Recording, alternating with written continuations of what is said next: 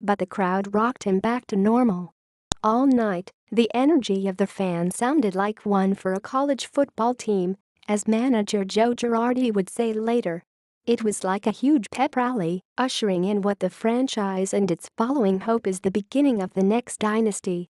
If anyone is the big man on campus for the Baby Bombers, it is Judge, the 6'7", 282-pound giant who seems to have stepped out of a storybook.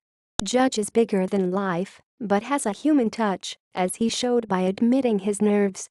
And who could blame him? He is a budding legend in the Bronx, where the expectations to reach the heights of the Ruths, DiMaggios, and Jeters are as high as the Yankee Stadium facade. It is not easy to begin walking in that company. By first pitch, Judge said it felt just like another baseball game, dating to Little League. "I was feeding off the crowd all night," Judge said. "The crowd sounded like what you'd hear in the old stadium, the one Ruth built and Jeter closed out. The new, more corporate, $1.5 billion venue has always felt a little soulless. But not Tuesday night, not with the Yankees back in the playoffs. And not with Judge around.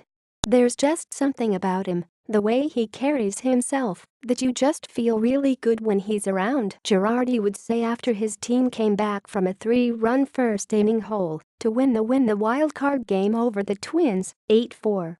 So after Luis Severino had a home run-to-out ratio of 2-1, it was Judge and veteran leader Brett Gardner imploring their teammates in the dugout to "let's go."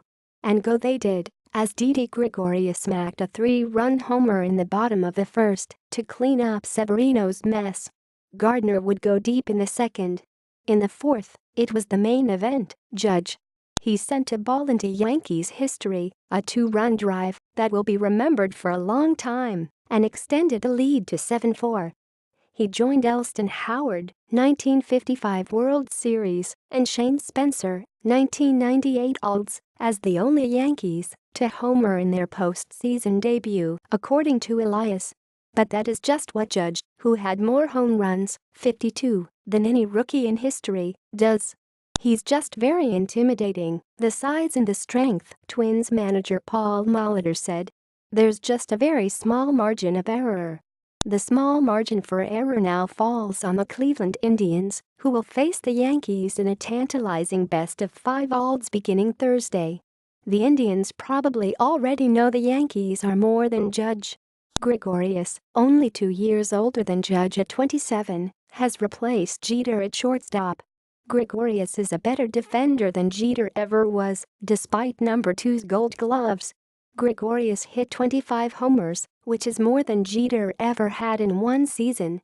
Jeter had his share of big hits in October and, of course, November. Gregorius's 3-run smash that evened the game at 3-3 was a big hit in its own right.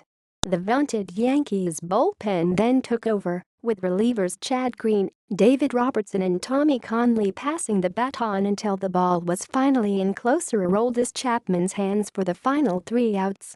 Judge would add another run. In the 7th, he walked and took an extra base on a single to lead to him scoring the 8th Yankees run. He was 2 for 4 on the night. The standards are high in the Bronx for legends.